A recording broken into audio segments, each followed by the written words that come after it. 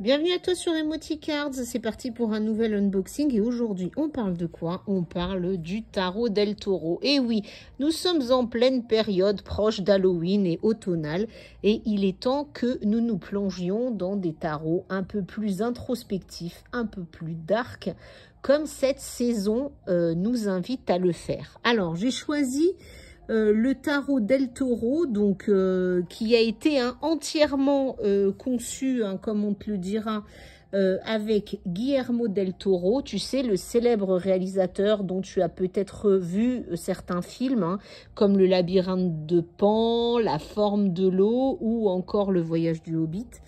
Donc un monde toujours très imaginaire et un peu dark, et là ce tarot en fait est le résultat de la rencontre donc de Guillermo del Toro, qui d'ailleurs fait la préface du livret qui est associé. Tout est inspiré bien sûr de son monde, et ce tarot a été créé donc sous la supervision de Guillermo, conçu et illustré par Thomas Hiros, et tu pourras voir que chaque carte est une véritable œuvre d'art. Par contre, je te préviens avant d'entrer dans cet univers, nous sommes dans le dark, donc tu seras peut-être plus ou moins confort avec les cartes, mais ce tarot ne peut pas te laisser insensible. Alors, il est aux éditions Contredire pour un prix de 24,90 €. Il a été édité en français il n'y a pas très longtemps. Alors, je te propose tout de suite de rentrer dans le vif du sujet. J'ouvre la boîte avec toi, tu vois. L'intérieur donc est pensé jusqu'au moindre détail, avec des mains, des yeux et des têtes de mort. Le côté de la boîte, comme tu peux le voir, inspiré et supervisé par Guillermo del Toro, avec déjà des couleurs et des illustrations qui te laissent entendre dans quel monde tu vas rentrer.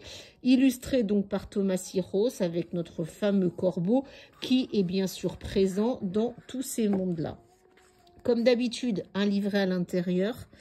J'aime beaucoup le style, tu vois, donc tu es sur de la page jaunie, un peu vieille, comme un vieux grimoire qu'on aurait retrouvé.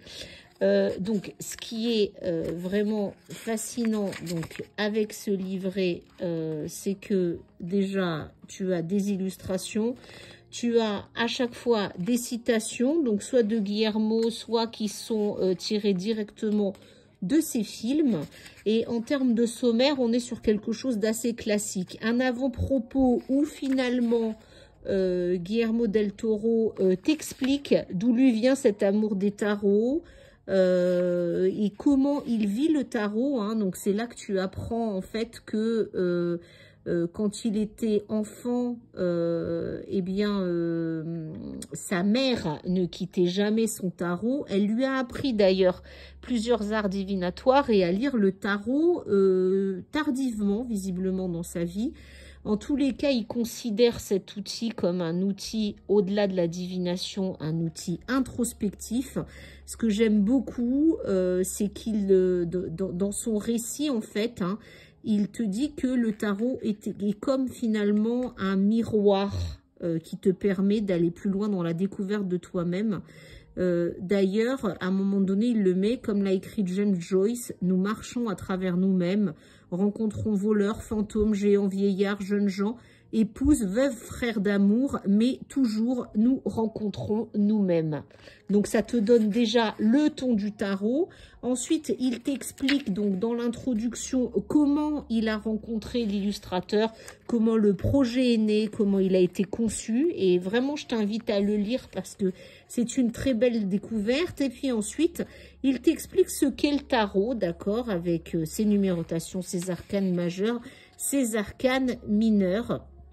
Et il te fait à chaque fois une référence, comme je te le disais, à un de ses films ou à son univers. Alors, nous sommes sur un tarot inspiré du tarot de Marseille, ce qui veut dire que si tu débutes dans le tarot, tu seras peut-être mis en difficulté par rapport aux arcanes mineures, puisque celles-ci, à l'exception des personnages de la cour, ne sont absolument pas illustrés dans une orientation comme un Rider-Waite-Smith qui te laisse comprendre un peu ce que la carte signifie. Mais tu peux très bien t'en sortir aussi. Donc après, le livret, comme tous les livrets, hein, comporte une partie qui détaille toutes les arcanes majeures. Donc à chaque fois, tu as la reprise de la carte comme d'habitude, sa description. Et alors, ce qui est spécifique à ce tarot, à cet univers et ce livret, c'est que tu as à chaque fois une citation de Guillermo ou un extrait de citations tirées de ses films. Tu vois, par exemple, pour le fou, alors comme je te disais, on est sur du dark, hein, tu vois, sa tête, on est sur un diable qui commence son chemin quand même. Hein, donc, on retrouve quand même toute la philosophie du tarot de Marseille. Il y a un grand respect des cartes, mais dans un univers dark et très lié donc à ce scénariste. Et en citation pour le fou, tu vois, il t'écrit « Le voyage le plus triste qui soit est celui qui suit un itinéraire bien précis. Vous n'êtes pas un voyageur, vous n'êtes qu'un touriste. » Donc, j'aime beaucoup parce que si tu veux aller très vite, en fait, tu peux directement aller à la citation qui, à chaque fois, résume et donne une belle philosophie de la carte. Donc, tu as tout ça pardon, pour les arcanes majeures. Et ensuite, tu passes à tes arcanes mineures. Alors, pas de réinterprétation de cartes, pas de nouveau baptême ou nouveau nom. On est vraiment sur les suites mineures que nous connaissons habituellement. Particularité du livret, il ne va dans le détail que des personnages de la cour de chaque suite. Et pour les mineurs, il t'invite vraiment à l'introspection et à la connaissance de tes cartes, puisque finalement, il te donne des indications de numérologie, d'accord, mais sans aller dans le détail. En gros, il te dit, bon, bah, tu sais que les coupes, c'est l'eau, c'est les émotions, tu sais que les bâtons, c'est le feu, c'est les projets, tu sais que les deniers, c'est tout ce qui tourne autour du matériel, tu sais que les épées, c'est tout ce qui tourne autour du mental. Donc, en gros, bah, moi, je te donne le guide avec les numéros et après, débrouille-toi toi-même pour interpréter tes arcanes mineurs. Et avant de conclure, il te donne des exemples de tirage. Alors, tu vois, c'est assez sommaire, hein, c'est-à-dire que tu ne vois pas les cartes comme d'habitude. Hein, tu as juste le positionnement avec ce que ça veut dire. Tu as donc des tirages assez classiques, hein, comme tu as pu le voir là, en 4 cartes. C'est celle qu'on retrouve sans arrêt. Tu as un tirage en 5 cartes aussi.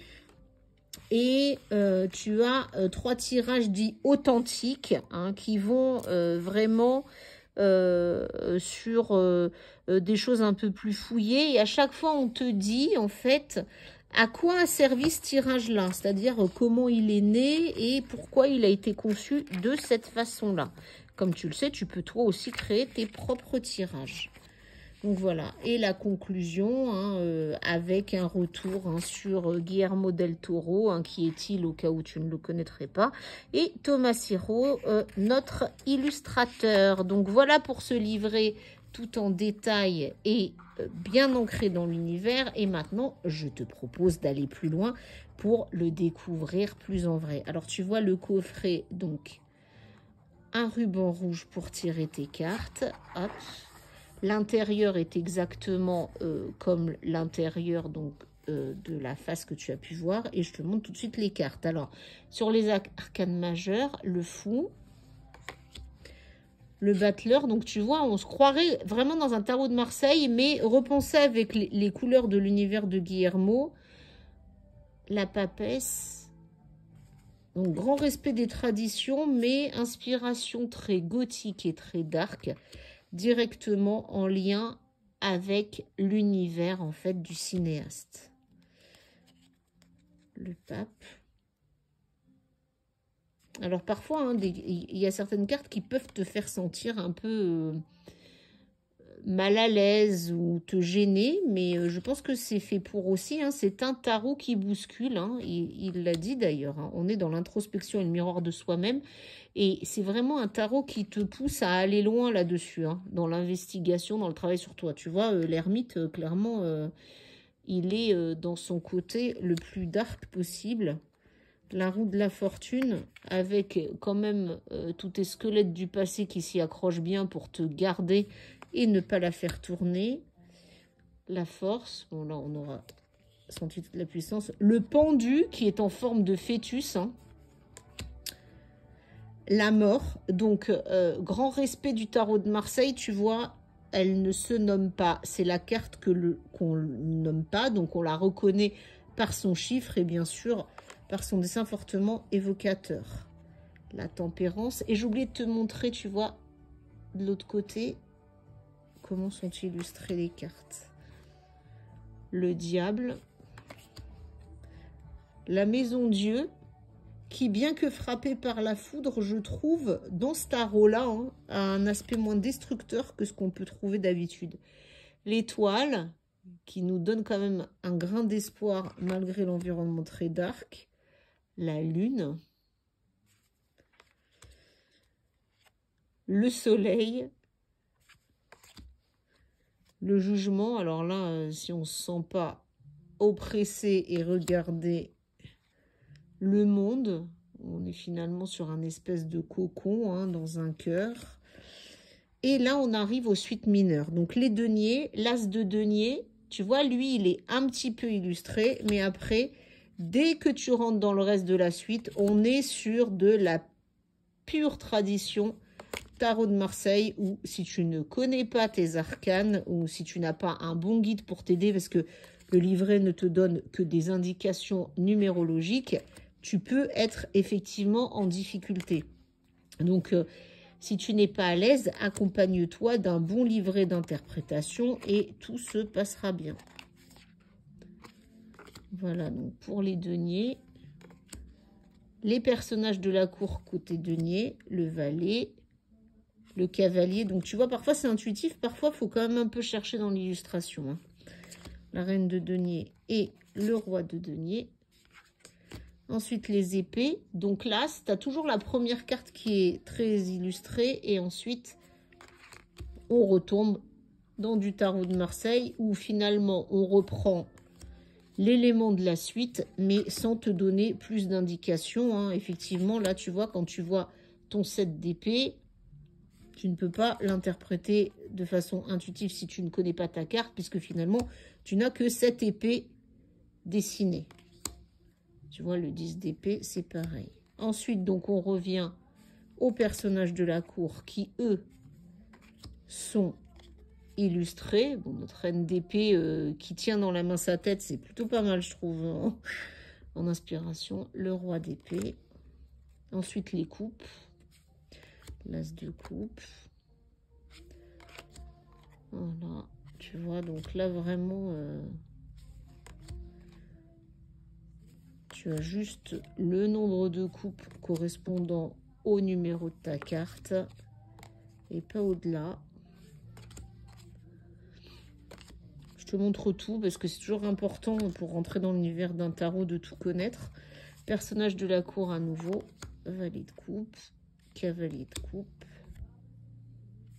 reine de coupe, roi de coupe. Et ensuite les bâtons. Donc l'as, hein, qui comporte... Là, par contre, je trouve que, tu vois, la carte, bien qu'elle soit sur un graphisme particulier et dans l'univers que l'on connaît, je la trouve plus optimiste. Là, c'est pareil, donc les bâtons, hein, ça n'est pas illustré, mais par contre, ils comportent ces légères feuilles vertes, hein, qui ne t'échappent pas et qui te montrent qu'on est bien dans le monde du projet qui fleurit. L'épaisseur des cartes est aussi assez correcte, hein. Elle glisse assez bien quand tu les bats ou que tu as besoin de les mélanger. Elles sont assez accessibles. Et donc, tes personnages de la cour, donc ton valet de bâton, cavalier de bâton, reine de bâton, roi de bâton. Et voilà, nous sommes arrivés au bout. Donc, on t'a rajouté en fait, hein, une carte, mais cette carte-là, tu vas la trouver en milieu de jeu pour séparer en fait tes arcanes majeurs et mineurs. Donc, c'est plutôt sympa. Ça rappelle un peu de graphisme, mais elle n'a pas d'utilité dans ton tirage, hein. C'est juste une carte de séparation. Et là, tu as la dernière carte pour clôturer le jeu. Voilà, alors j'espère que je t'aurai convaincu. Je ferai peut-être un tirage exploratoire avec lui pour te montrer un peu comment il fonctionne, parce que comme tu l'as vu, il est quand même très introspectif, très traditionnel, il respecte tous les codes. On voit bien que le projet a été mené par un amoureux du tarot et un grand puriste. Par contre, comme je te le disais, univers assez dark et qui peut parfois te déranger. Moi, j'avoue que quand je l'ai ouvert, alors j'aime beaucoup cet univers, hein. Je trouve que c'est intéressant, surtout quand on veut creuser et aller un peu loin dans le développement personnel. Après, je t'avoue que certaines cartes au départ m'ont dérangée. Mais c'est plutôt pas mal parce que quand ça provoque chez toi une émotion ou une sensation particulière, eh bien, ce que je te conseille, c'est de rester un peu avec cette carte pour voir en quoi elle te dérange, quels sont les éléments à l'intérieur qui peuvent te poser question ou te donner de l'inconfort, pourquoi ça le fait. Parce que si ça te dérange, ça veut peut-être dire que tu as quelque chose à travailler en rapport avec l'élément. Voilà, écoute, j'espère que je t'aurai convaincu d'utiliser ou d'en savoir un peu plus sur ce jeu qui est quand même assez magnifique et magique, hein, que tu aimes ou pas son univers. Et puis, je te donne rendez-vous sur Emoticards sur TikTok, Emotiflowcards sur Instagram si tu veux suivre mes actualités. Et puis, bien sûr, tu peux consulter toutes les vidéos que j'effectue sur les unboxing tarot sur la chaîne Emoticards sur YouTube. Alors, n'hésite pas à liker, ça fait toujours plaisir et ça permet à plus de personnes d'y avoir accès et à t'abonner à ma chaîne. À très bientôt!